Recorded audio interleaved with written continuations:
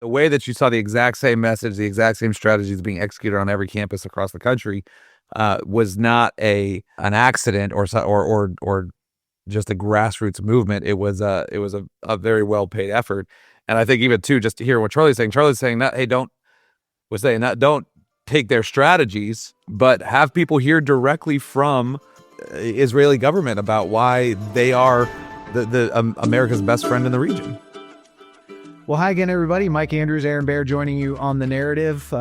Aaron, this has turned into quite a couple of days because I don't know about you, but just looking at the election ballot heading into yesterday, at least locally in Ohio, not a lot going on, but some seismic activity nationwide, starting in the Big Apple and what we saw there with their new mayor. Just take us through some of your thoughts as you saw the election called last night in favor of, well, let's call it what it is, an openly communist mayor in America's biggest city. An openly communist, a Muslim mayor, which we also have to be able to talk about that worldview as well. This was shocking. I think a lot of us going into the New York election saw that it was likely going to be Mamdani that was going to win. But the fact that he got over 50%, and the fact that he never really hid who he was, right? He was really upfront about what he stood for, didn't run away from some of his really radical positions and views and radical friends. And New Yorkers elected him. I think for a lot of us today, if there was any doubt in your mind or any thought that, the political winds were to the backs of conservatives and Christians, this has to be a wake up call, right? 2024 was a massive election that so much good is coming from. But we can't fall into that lie that just because things went so well in 2024, that's the way things are going to go into the future. And there's so much, especially when you look at the worldview of Mamdani, that is terrifying for the future of the country. And I don't know about you, I'm seeing some overlap here with this idea of being overly empathetic on the left as playing into this, because I saw a lot of younger people, a lot of Gen Z going for Mamdani, and that certainly says something about what we'll be dealing with from the worldview side for decades now, because these are young 20-somethings that are voting this way. Yeah, Mike, this is the most important part of what happened in New York. And it brings to stark contrast that the battle we have today is not about Republicans and Democrats. It's about worldviews, right? And we get that question wrong so often in America, is we think of things in terms of geopolitics, but we don't understand this is really a war over worldviews. And where are worldviews formed? Primarily in the home, in church, and in school. And across the country right now, we see all three of these areas under attack, and we're reaping the fruits of what's happened there, right? So we see the collapse of family in America today, and we see this disconnect between generations. We see the church under attack, especially in places like New York. In a lot of our inner cities, even just sitting here in downtown Columbus, we look at a lot of the old church buildings here. They're whitewashed tombs, right? They've been taken over by woke ideology, LGBT ideology. And then what we really see is the school system pumping out functional Marxists. Right. I think for a lot of us after Charlie's assassination, we were so encouraged by what we saw happening with TPUSA. Turning Point USA doubled in size. And that's so encouraging. And that's such momentum we want to see. I still believe these are the seeds of revival that we're seeing in our country today. But we also have to be honest about the nature of the battle before us. And the stats out of New York right now, Mike, are that 75% of people under 30 voted for Mamdani. Wow. Right. That is. He was carried to election by these guys, right? And there's a very real possibility that where we're sitting right now, in just a matter of months, we could have President Gavin Newsom, right? That's what's on the line. And so, yes, by all means, it is about turning out and voting, but it's also about getting serious about the worldview battle that's happening right now in our education system. It's why for us, especially with CCV, the whole view around Christian education, and we have to tear down this public education system that's corrupting kids' hearts and minds, and teaching them to believe things like communism is a great idea, right? The idea that you have this one candidate, Mamdani, that represents both Islam and communism, leading the largest city in America today, is terrifying. We have to be really clear about this, Mike. There is no country in the world that has been run by a communist worldview or a Muslim worldview, an Islamic worldview, that has not ended massive oppression and death, right? That's what's at stake here. And so often Christians, we pull punches on these things, but we're not helping anybody when we're not honest about every place that has tried communism or socialism has failed, and lots of people, millions of people have died. And meanwhile, there is not a Muslim-run country that is not a disaster area for human rights and does not have massive oppression of their people and murder, right? And in one guy, we have both of these worldviews united. And the reality is this 75% of young people that voted for Mamdani, that didn't happen by mistake. That didn't happen out of nowhere. That happened in large part because of a public education system that's not been teaching kids the truth around communism, or the truth around Islam. And this is the nature of the battle we have today. And this is why things like choice, the backpack bill, things like the scholarship tax credit in Ohio, but then this national scholarship tax credit is our opportunity, and not just our opportunity, it's our mandate to save kids from a public education system, because these kids are going to become more and more the predominant voting bloc in America and are going to drive us off a cliff if we don't get into the worldview battle the right way.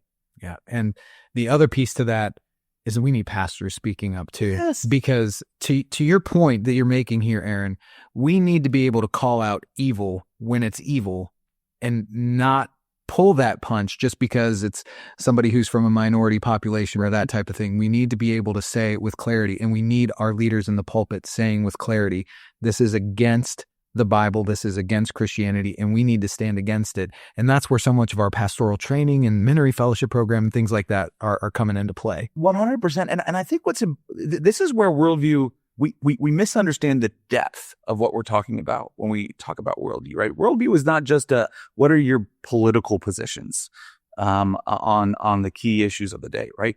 Worldview is how do you understand the purpose and design and function of the world around you, right?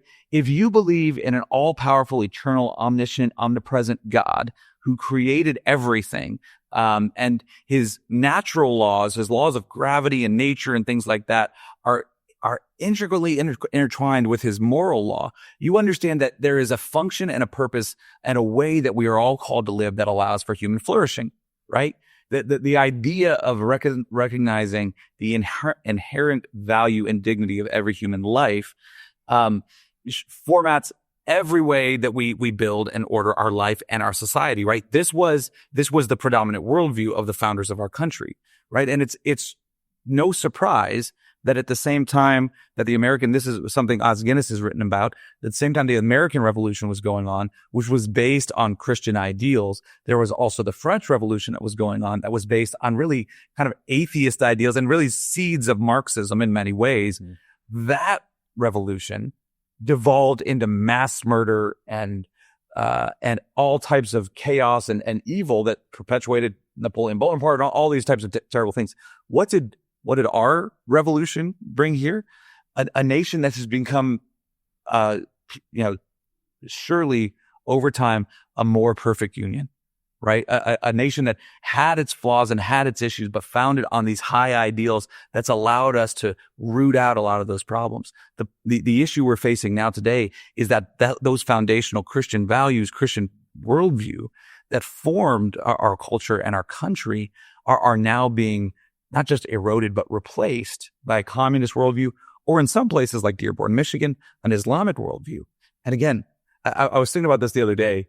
The conservatives always like to trot out the line, Mike, about, every communist leader, Zoran Mamdani is a great example of it, is just convinced they're going to be the first one to make it work, right? They're going to do it right. They're finally going to get, no one's ever actually done communism right before.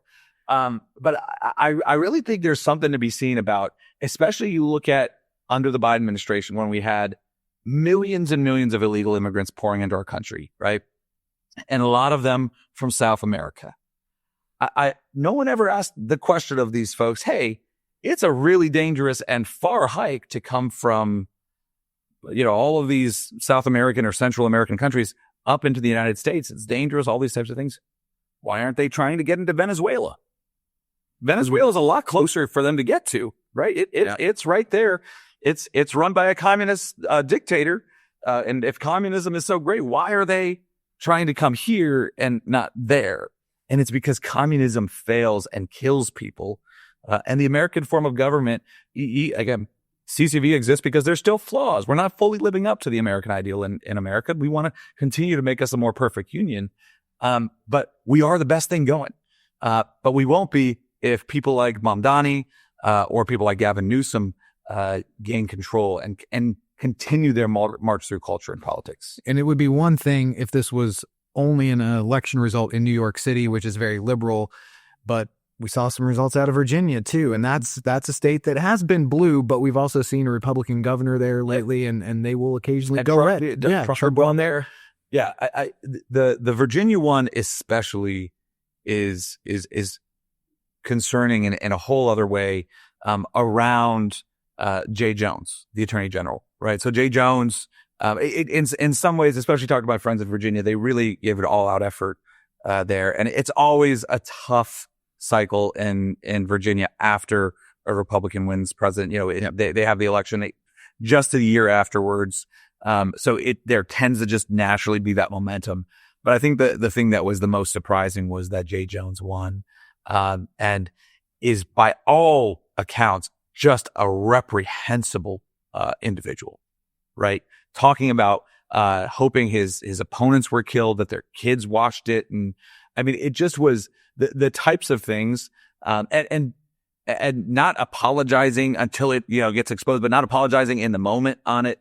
The tribalism that's reflected there of saying, hey, this guy is unbelievably unqualified for being in office, especially in an age where political violence is on the rise, is just unacceptable and very concerning. And again, I'd say this is a temperature check of where our country is. And Mike, we've seen this in cycle after cycle in American politics.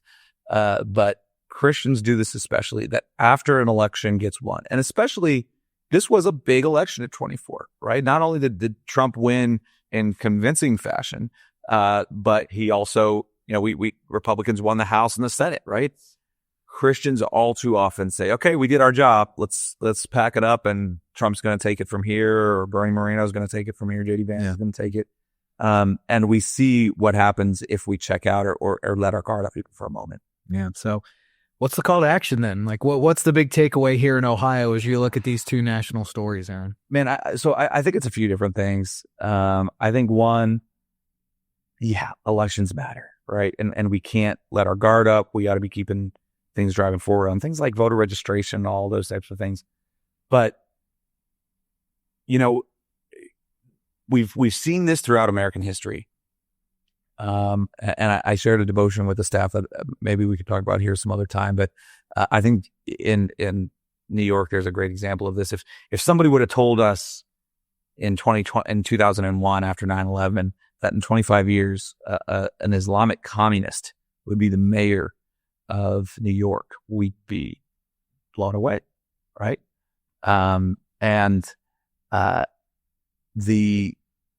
The reality is it's because Americans don't understand the nature of the fight we have today, right? We thought that 9/11 was primarily a country-to-country conflict, right? Or a sectarian conflict of the United States versus Iraq, or the United States versus the Taliban, or things like that. But not understanding this is a worldview battle. This is a fight over ideas, right? And you can wage a fight over ideas without it being violent, right? That's what we do here, right? We wage a war over ideas, in a public debate way, the way Charlie did, right? And that's the way we should be going about these things. But we need to talk about them in an open and honest way. And because we didn't take the worldview of Islam seriously enough, because we didn't take the worldview that is perpetuating a large part of the world and is growing into Africa, into Europe, and now in America. We've ceded so much ground. We're actually losing that battle, right? More and more. And unless we're willing to engage in that, and this is where, to your point with pastors saying, yeah, of course, we want to be kind to our neighbors. We want to be display the fruits of the spirits and how we interact interpersonally with individuals we come across. Sure. But we also are not being loving to any of our neighbors if we say anything other than Islam is one of the most deadly worldviews when it's given power over a nation, and needs to be wholly rejected in all its forms, and not play footsie with this dangerous ideology. That to me, that worldview fight. So getting pastors trained up for things like the Ministry Fellowship, getting kids out of public schools and into Christian schools by launching new schools or expanding the use of the scholarship tax credit, that's the most important thing, and that's the fight for the soul of our nation. Yeah, and I think it's worth saying too that yes, there is that sort of immediate reaction, the emotional response to what we saw last night, but we've also got to get people on alert for 2026, because not only is it the 250th anniversary of our country, but it's going to be a pretty big election. Huge election in terms of Senate and House races on the federal level. We've got a governor race here in Ohio, and how those turn out. We're not only talking about the direction of our country, but as you're pointing out with these worldview issues, Aaron, this is what is going to be the foundation of truth. That's right. For our society going forward. And that sounds like an overstatement, but if we don't take this seriously, that's how we got where we are right now. That's literally how we got here in the first place. That's exactly right. Yeah. Well, we are going to take a break after breaking down all of this election info and get you set for our interview today. Aaron, I'm going to let you tee this one up because I know that this is one that you're excited about, and I don't feel like I could do it justice. Lahav Harkov, I actually met her, and she probably won't remember, so we're going to do the interview in a little bit here. But I actually met her, I think 2018, when I was on a trip in Israel, and she, at the time, was a reporter with Jerusalem Post. And she is just one of those reporters that has such a sober view of what's going on in Israel today, right? And is someone that, again, one of the things we want to do with the narrative is there's all of this conversation around Israel and Gaza and all these types of things, and a lot of it is opinion puff. We want to bring in people who actually understand these issues and are living through it, and can explain what's happening, so we can see things clearly. Yeah. It's going to be a great interview. It's coming up next on The Narrative. Hey, Narrative listeners. Christians in the marketplace today face more unique and challenging threats than ever before. Businesses are following woke capitalism, chambers of commerce are beholden to social justice, and secular activists are chipping away Christians' First Amendment rights. As Ohio's only Christian Chamber of Commerce, the Christian Business Partnership stands in the gap to advocate for, to educate, and to celebrate Christian business owners. Joining the partnership also allows businesses to provide their employees with healthcare insurance, workers' compensation, and exclusive banking and educational discounts. To find out more and to join, go to cbpohio.org. That's cbpohio.org.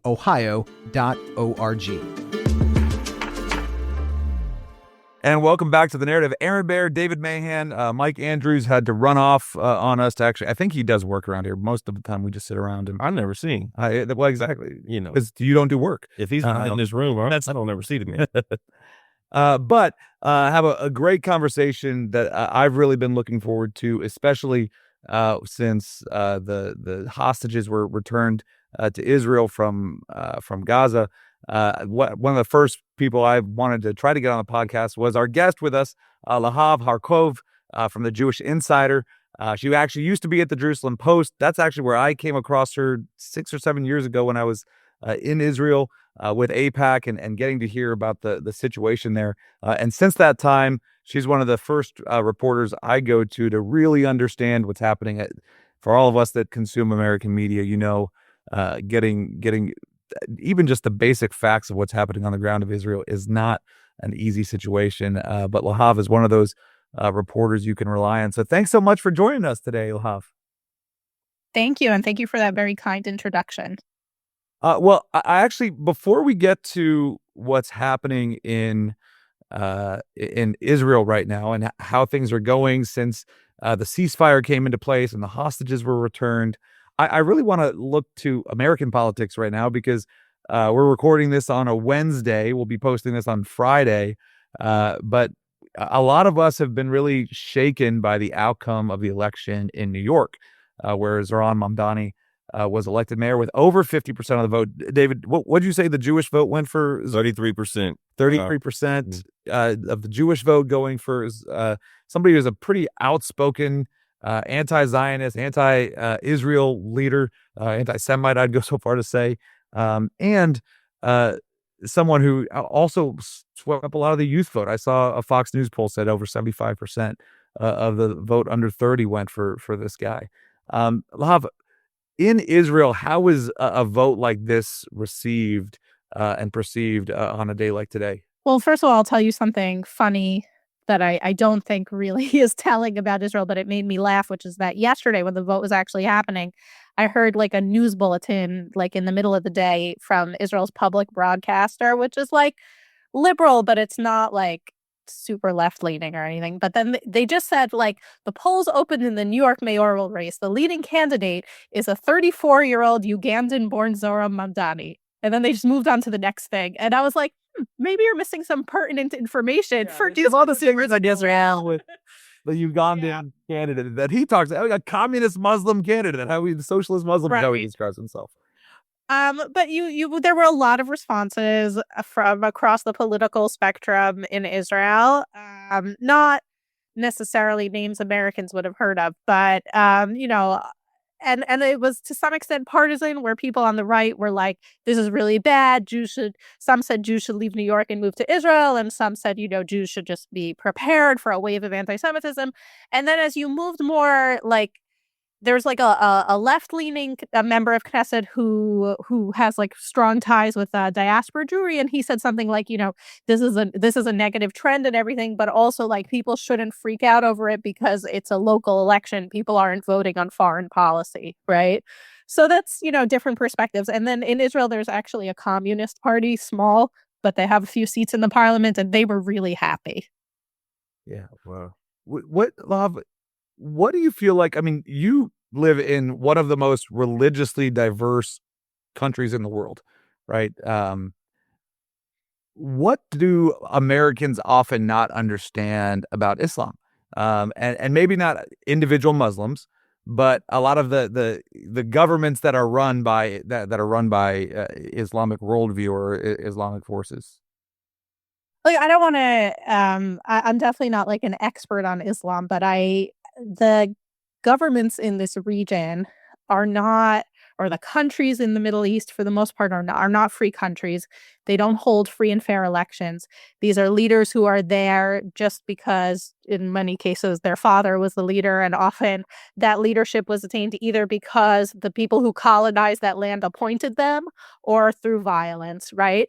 And in some of the governments, they're, first of all, the religious tolerance is not common in the region. Some countries are better, and some countries murder people for for not being Muslims. I don't want to generalize, though, because there are countries where Christians live relatively peacefully. But there are also countries that don't have any laws against being Christian, but there's terrible discrimination, like Egypt, for example. Like, it's not government discrimination necessarily, although they say there's discrimination, especially when it comes to their holy sites. But there's a lot of discrimination in society, for example, in Egypt. But then you have the range of people who are killed for being apostates, for example, if someone's to convert to Christianity.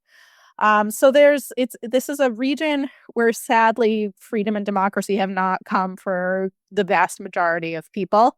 President Trump said when he came to the region that they don't want to force democracy onto people, and I think that when the U.S. has I don't want to say forced democracy on people, but when the U.S. has pushed for democracy in the region, it's not necessarily gone well. I think that it needs to come from the people and the grassroots for it to actually work. But I always wish and hope it for these people. I was I was shocked by what you just said about, you have a small amount of communists there, in government. And that kind of brings me back to that 33% of the Jewish community in New York that went for Mamdani. I think about 65 or 64% or something like that went for the independent there.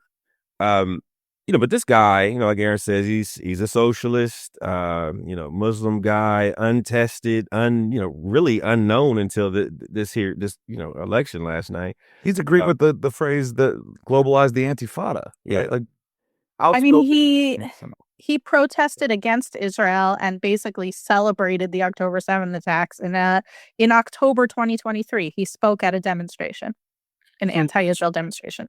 So, what is the disconnect, right? I think, when people say the Jewish people, they just think the Jewish people, but there's the Jewish people, and then there's New York Jewish people, apparently. And so, what is going on there that they may not be understanding, or maybe I don't understand about that?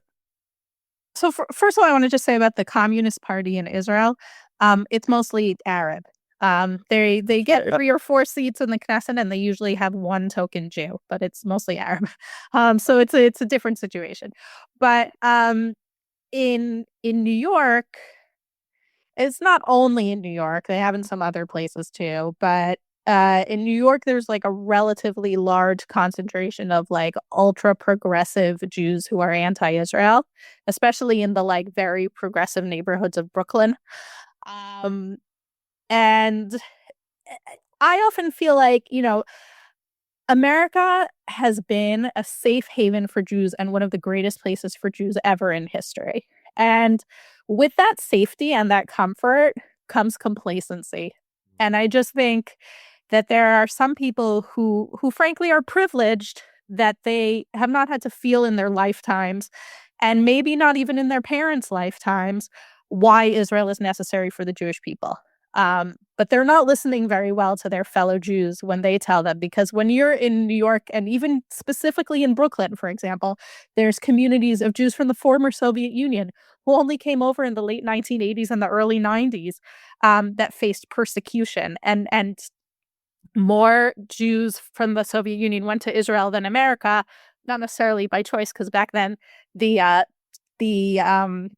standard of living in the U.S. was much better. So many of them wanted to go to the U.S., but many of them also wanted to go to Israel because they wanted to go to a place where they felt like they won't be persecuted for being Jewish. I mean, again, it's not that they're persecuted in the U.S., but they wanted to feel like it's their own place. And that's something that the Jewish people are really lucky to have now after 2,000 years of being exiled. So, you have these like ultra progressive, often like pseudo intellectual type small Jewish communities that aren't that are not particularly religious, but they connect their Jewish identity to politics often. And then there's also like a small group of like Hasidic Jews. Even though in this election, it's not so clear what the story was with that, because there were some disagreement. But there are Hasidic Jews who are anti-Israel because they believe that it goes against the religion. It's a very, very small number of them, because most Hasidic Jews, they disagree with the secular nature of Israel, like as a country, right? Because Israel's a country that's not a theocracy, but they're not going to come out and say, we don't like Israel. Because they feel brotherhood and kinship with the other Jewish people. So it's a very small group of Hasidic Jews who are like that. It was awful. Yeah, Lahav, I want to ask just on that personal front there. You talked about, the Jews in America have not really experienced often persecution, real anti-Semitism, things like that. I think I remember again when I was out there with AIPAC and those guys, and the thing that was most jarring to me was going down to the kibbutzes near Gaza and seeing a dad my age with a kid my daughter's age playing on a swing set that was built next to a bomb shelter. How did, just as your experience as a Jewish woman in Israel, how has October 7th sort of framed just your personal experience and worldview of what's going on today with anti-Semitism and anti-Zionism? So first of all, I would say, like, I grew up in the US in the 1990s, and I never felt anti-Semitism. I had heard from my parents that a few stories. They went to, like, my dad grew up, like, around a lot of Jews, but then when he went to the Boy Scout jamboree or whatever, you'd have people from rural America who never met a Jew and said weird things to him, Yeah. But, like, that was the extent of it, like, it's like that was the extent of the anti-Semitism that had happened. That's David's experience every time he speaks at a Republican event in rural Ohio. Right. I can imagine, yeah. All I know say it's all the grace in the world there. We know it does. We see that. That all the family listening know what I'm talking. Exactly. Yeah, but on the other hand, like, my grandfather survived the Holocaust, and my great-grandparents moved to America because of pogroms in Russia, and that was part of my, like, family story, you know what I mean? So I knew that. I knew that America was a safe haven for my American grandparents, and that Israel was a safe haven for my Israeli grandfather. And, so, I it's you have that feeling of safety, but also people should be aware of the history. And now I've completely forgotten what the question. Oh, in Israel, October what's it 7th, like in what Israel? was that Yeah. experience like for you personally? Um, so on October 7th, it was the Jewish holiday of Simchat Torah, which is usually a really joyful holiday where we celebrate the cycle of reading the 5 books of Moses. We finish it and then we restart it, right? Every year we read the whole thing every week, like in chapters every week in synagogue. And usually there's singing and dancing in synagogue. And I'm Orthodox, so I don't look at my phone on the Sabbath and on holidays. I don't use electronics, including my phone. So we didn't really know what was going on. And we went to synagogue, and there were enough people who knew what was going on that they weren't singing and dancing, So we were like, what's up? And people told us. And we were there with our kids, it was and then a rocket siren went off while we were in synagogue, and we all had to run to a bomb shelter in synagogue. So then we went home, and my husband is a IDF combat reservist, and so even though it was a holiday, he turned on his phone because he had a feeling he'd be called up. And then that was it. Like, our lives completely changed because in the middle of that day, he had to put on his uniform, go out, fight the war, and he didn't come home even to visit for like a month. And since then, he's done 300 days of reserve duty. And I have 3 small children at home. The oldest is 8. The youngest is 2. And it's been a very, just as a family, I feel like we're lucky. We didn't lose jobs. No one in our family was injured or killed, God forbid. But it was still like a traumatic experience where, as a family, we had to get through this really difficult period. And my children had to know things and hear about things that no child should have to know about. And even when I try to shelter them from it, I mean, my 2-year-old doesn't know, but like the 8-year-old and to some extent the 6-year-old, they hear things in the school. And of course, there's so many families who have had it much worse than us, families who lost their homes on October 7th, who lost loved ones on October 7th. And after that, I mean, hundreds of soldiers have been killed in battle. So I think every single Israeli has been hit personally in some way by October 7th, by this war. Yeah. And sadly, the war's not really over. Like, we have the Trump ceasefire plan, but Hamas has not laid down its arms. That's where I wanted to get at, Lahav. I think you listen to the media over here, and you've got folks that are, rah everything Trump says. It's like, okay, I single-handedly have turned over, stopped all of the violence and all of the hatred and all of the war, thousands of years of war. It's all done. But yet, you look at the logistics of, thankfully all the living hostages were returned. But at the same time, nearly 2,000. I mean, that's a 2,000 of Hamas was returned, right? I mean, to a terrorist organization, that's a small army, and they are still, though illegitimate, they're still in leadership in that area. And so how are you seeing on the ground? It is, it's a ceasefire for sure for a minute, I guess. How are you seeing this situation? So it's very difficult to sort of like extract Hamas from Gaza.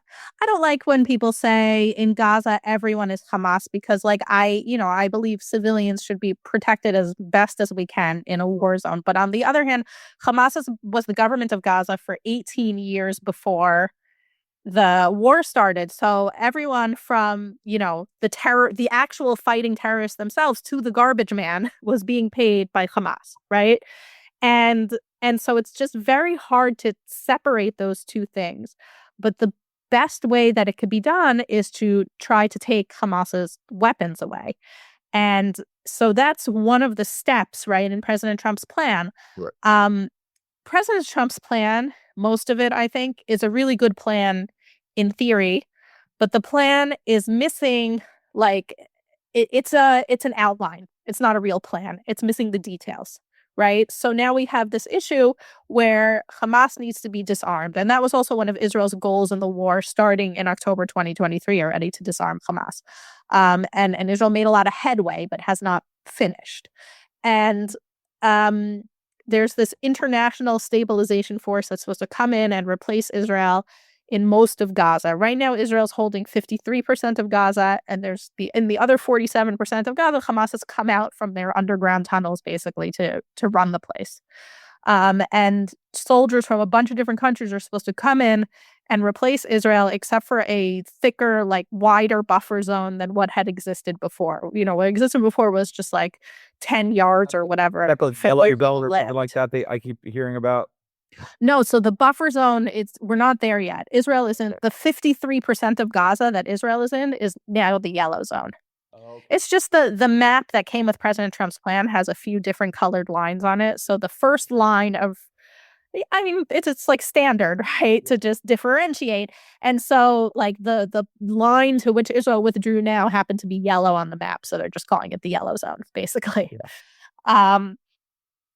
So none of these countries that are supposed to be in the international stabilization zone force, not Jordan, not the United Arab Emirates, not Indonesia, which is interesting in of itself because they don't have diplomatic relations with Israel. Yep, Pakistan also doesn't have diplomatic relations with Israel, so very interesting. But none of them want to fight Hamas. So Israel, it's not going to work if Israel is allowed to finish the job. Hamas. Is it politically that they don't want to do it, or are they afraid of Hamas? I think the army of Pakistan, which has fought real wars, so has the UAE, which fought the Houthis in recent years. I don't know that they're afraid of Hamas. I just think that, as a country, and as a society, it's not something that they would tolerate, because the society at large supports the Palestinian cause, even if in the Emirates, the leadership does not like Hamas at all. And in Jordan, the king of Jordan said, we're going to be a peacekeeping force, not a peace enforcing force. And I'm like, well, how do you think you keep the peace with a terrorist group if you can't enforce it, right? And these are the same countries that are going to complain when Israel has to finish the job. So it's difficult. But I think that the Trump administration understands Israel's need here. And you hear President Trump talk about this a lot, about how, if Hamas doesn't lay down its arms, there's going to be violence, and that they could do it the easy way or the hard way. And they're a terrorist group, right? The chance that they're going to lay down their arms voluntarily seems very slim. So, Lahav, I want to go back to something you said earlier about, America's tried to spread democracy pretty unsuccessfully in the Middle East before. And there's probably a million reasons why that was unsuccessful. One of the reasons why that seems obvious to me is that what we were offering or trying to bring, the people in those countries didn't want. Right.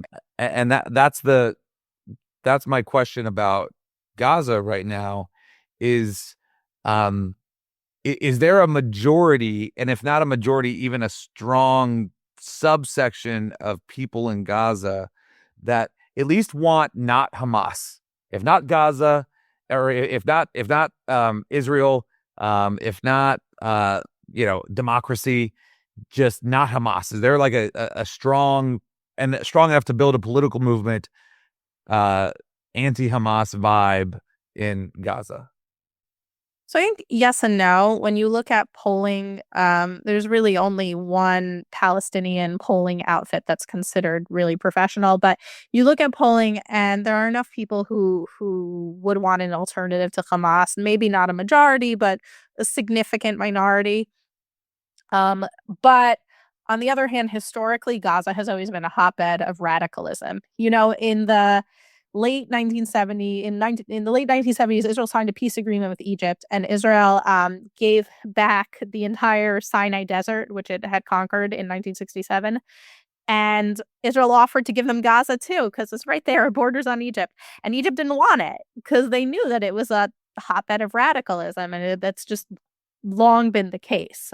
So, it's part of I said most of the Trump plans are really good plans. So the parts of the plan that I'm like a lot more skeptical about is that there's going to be some sort of good governance eventually in Gaza. Again, I always wish it for people, but I think that we're going to have a lot of chaos there for a long time. Yeah, this is very helpful for me. And I probably would say a lot of our listeners that, one, I've not really come to the understanding that there is a legitimate government in Gaza. Two, all of these other countries, Jordan, Turkey, right? I mean, these are the heroes of the day in the area that are supposed to, help us, but they don't want to take a strong stance on Hamas. Who are these people, and why? Turkey, just to interrupt, so Erdogan, the president of Turkey, he is like his political party, his ideology is part of the Muslim Brotherhood, and so is Hamas.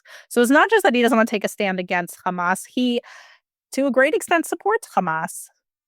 Right. And that's my point. But I'm like, who is Hamas? We went in, we bombed Iran, right? Like we took strong, stances on Iran, Hezbollah, right? We just decimated them. I mean, the whole pager attacks and all of that.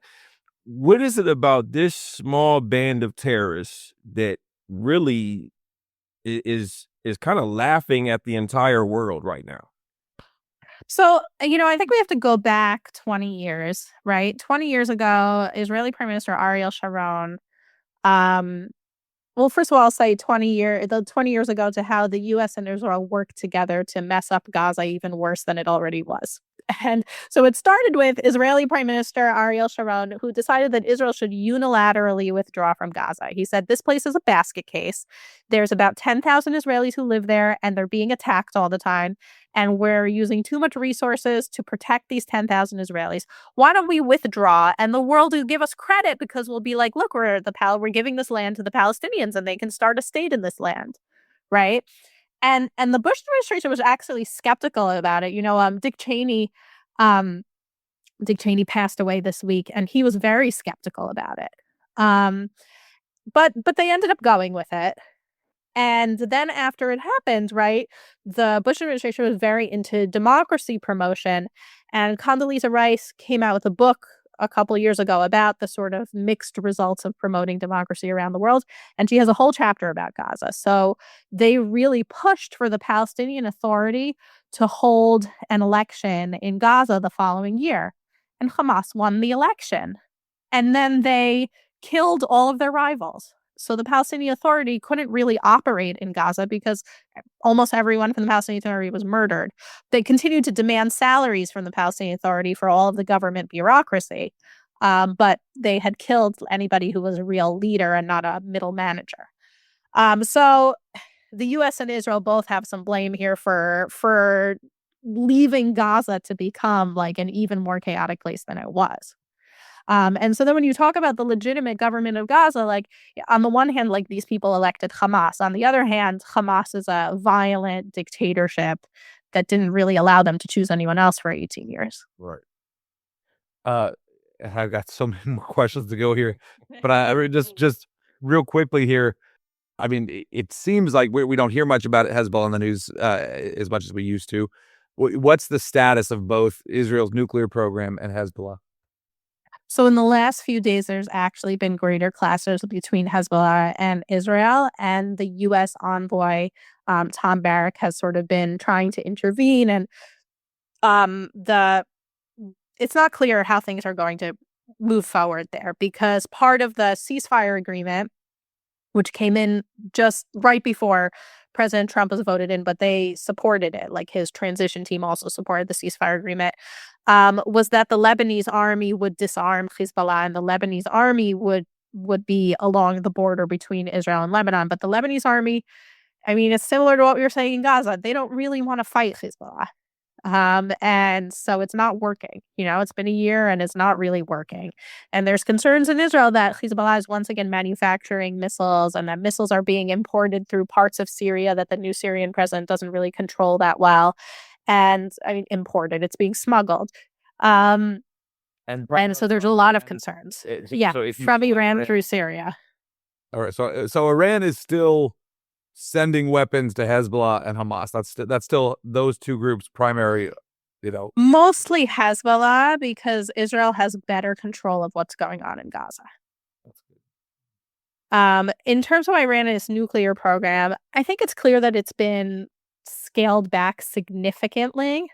It's hard to, because 10 years ago, Israel destroyed centrifuges with a computer virus that made them spin too fast. So anyone who says, oh, maybe the bomb didn't destroy them, they're so delicate they get destroyed by a computer virus to spin too fast. Of course, a bomb is going to destroy a lot of centrifuges. It's not even logical. And that's my layman's explanation. But you have nuclear experts who explain for other reasons why not that much could have survived.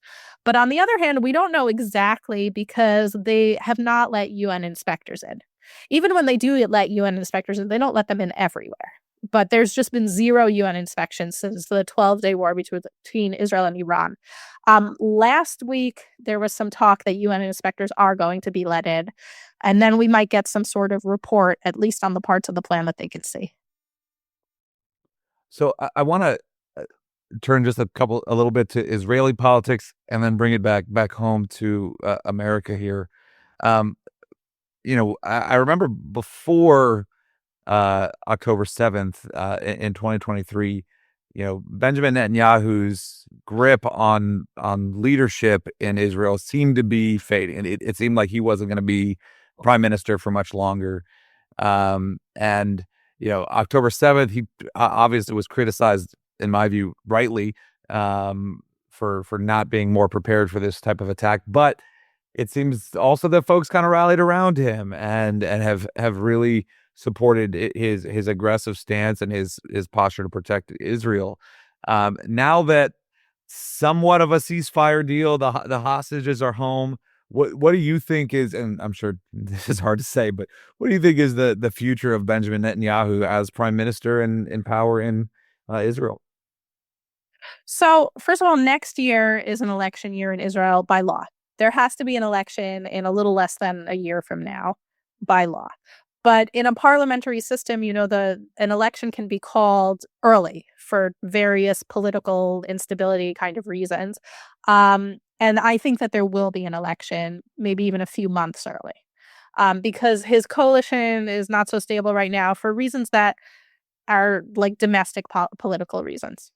Certain things that were sort of on hold, people didn't deal with them so much because of the war, and then in the last few months, is this bubble to the the surface issue again. that was going on again? I don't know. No, it actually has to do with the ultra-Orthodox exemption from the draft, because they're generally very loyal partners of Netanyahu. But so it is connected to the war in this way, which is to say that for anyone who's not ultra-Orthodox in Israel, it's now become just unreasonable for so many people to be exempted from the draft.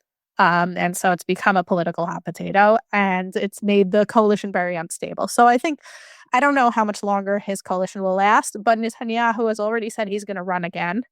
There's no term limits in Israel. And he's polling better. He's polling pretty well. I would say in Israel, you vote for a party, not a person, which is part of why there's no term limits. And he's the Likud party, his party is neck and neck for first place. And the other party is a party that usually actually does worse than it in reality than it does in the polls. So it looks good for Likud. Now, I agree with you that criticism of Netanyahu for October 7th is completely justified. I mean, maybe the biggest failure in the history of the state of Israel happened under his leadership and his watch.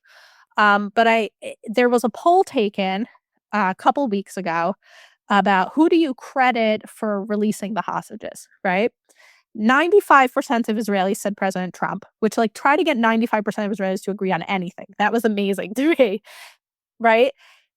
And like 70 something said the army, the Israeli army, because one of the military pressure on Hamas, pressured them enough that they were willing to that it gave Israel leverage and they were willing to give things up, right? But Netanyahu, 51%, even though it's not like in the US where legally he's the commander in chief, but still like the army wouldn't have done big picture things that it did without Netanyahu, right?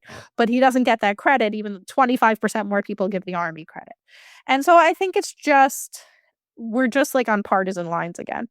Like if you're on the right, you're not necessarily going to vote for Netanyahu because there's a few different right-wing parties, right? But there's like no major right-wing leader that rose up in the last 2 years. So you're just going to go back and vote with whoever the right is voting with.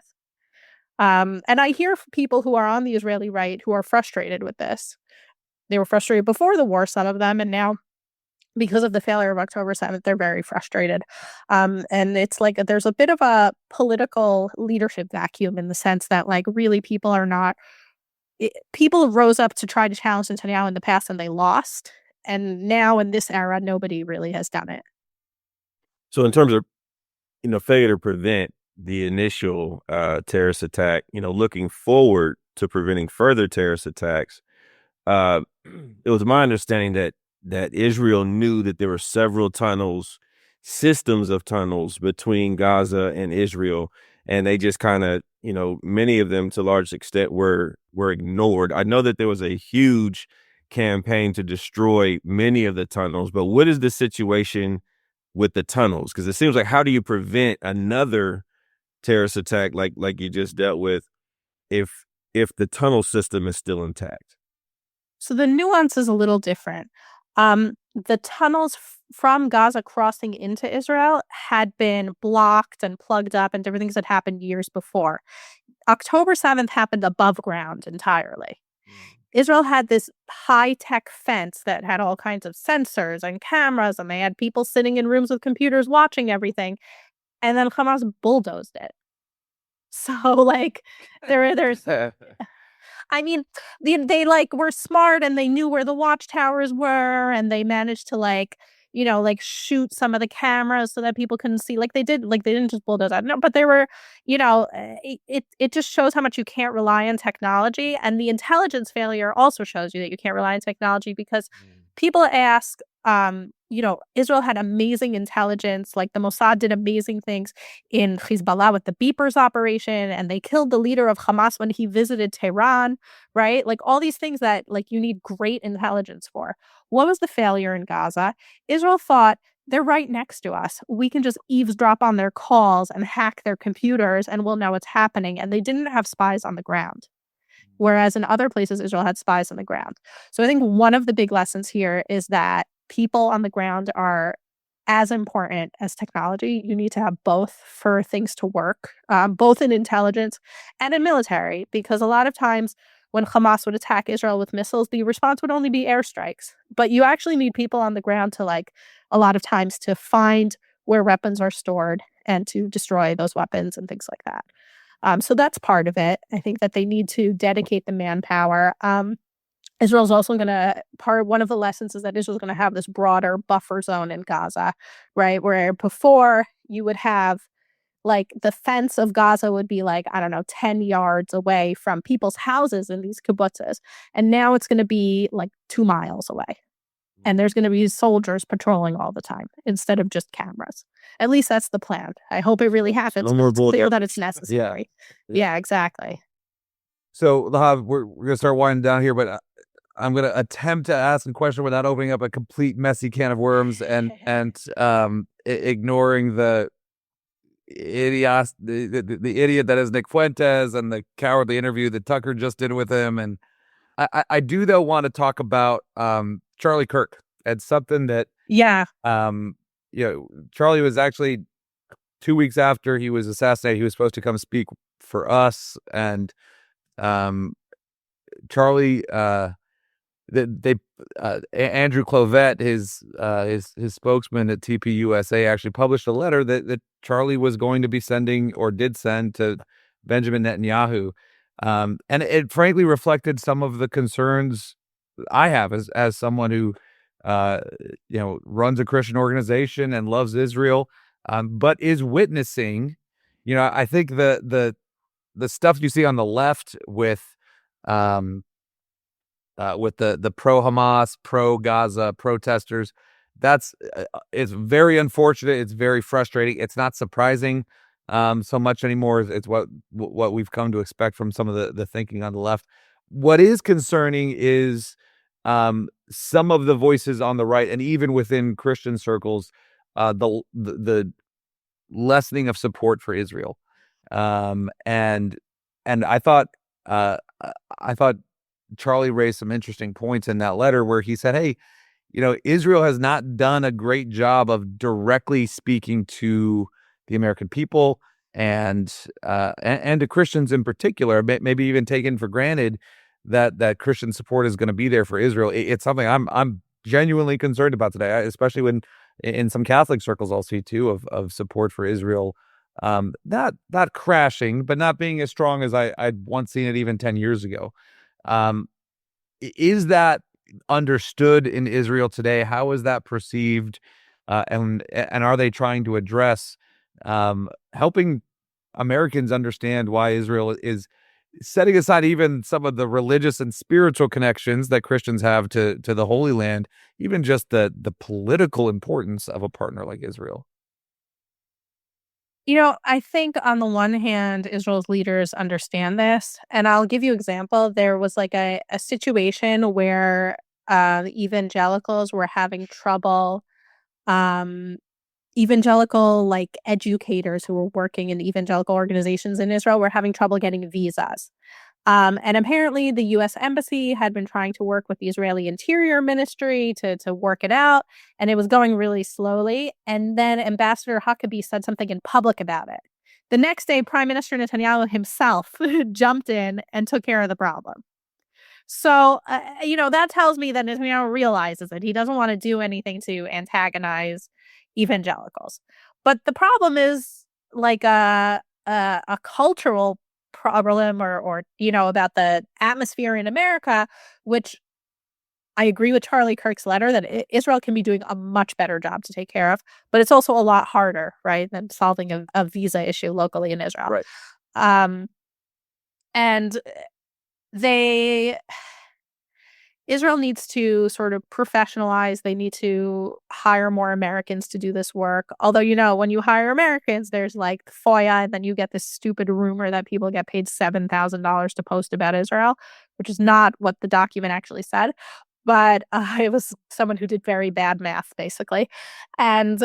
But I think they do need to be working with Americans and hiring more like American sort of marketing and public relations firms in order to help improve Israel's image in the U.S. I think that a lot of Charlie's suggestions were good. To be clear, you have lots of Islamic forces doing this in the U.S. right now as well, right? Like the we say this all the time in protests in Ohio. And across the country, like the way that you saw the exact same message, the exact same strategies being executed on every campus across the country, was not an accident or just a grassroots movement. It was a very well paid effort, and I think even too, just to hear what Charlie's saying. Charlie's saying that, hey, don't take their strategies, but have people hear directly from the Israeli government about why they are the America's best friend in the region. Yeah. I mean, I think Israel could be making better arguments. Israel does make those arguments. I think Israel talks about the sort of the cooperation between Israel and the U.S. on intelligence. I think it was Marco Rubio who talked about how, or maybe it was Ted Cruz, that Israel gets around $3 billion in military aid every year. First of all, it's all spent in the U.S. None of it's spent in Israel. But the intelligence sharing is worth about $10 billion, right? So the return on investment there is very good, right? And I think that these are the things and that Americans need to know. I think there's if tangible stories can be told, I realize that a lot of things are sort of secret and cannot be shared. But the more like tangible stories that can be told about U.S.-Israel cooperation that helps make Americans safer, the better and the more effective it'll be. And that's beyond the sort of religious connections where, like, I don't think evangelicals want to hear like a Jewish Israeli telling them why they're connected, right? Like, you want to hear that from your own religious leaders, right? But I think that the government to government sort of things, that's something Israel can be talking about. Well, if you next time you hear BB talking about needing to hire Americans, he can send me an application to David Mahan. Yeah, you don't want this man to help him. So he'll Give me a call. He'll make it worse. But Lahav Harkov, this has been awesome. Thanks for taking the time to talk with us. Sure. If people want to read your work, follow you, where can they find you, even with the time zone difference? So I write for Jewish Insider, try to explain the chaos of Israeli politics and international relations. So that's jewishinsider.com. And I'm also on X at Lahav Harkov. Awesome. Well, Awesome. thank you so much for taking the time to be with us. Thank you for all the work you do with the Jewish Insider. It's a great place to get just up-to-date information on what's going on there. We hope to have you back sometime, and be well. Thank you. Thank you for tuning in to this episode of The Narrative, presented by CCV and produced by Westler Media. If you found today's episode insightful, leave us a review or rating and subscribe anywhere you get your podcasts. We're your hosts, Mike Andrews, Aaron Baer, and David Mahan, and we'll see you next time on The Narrative.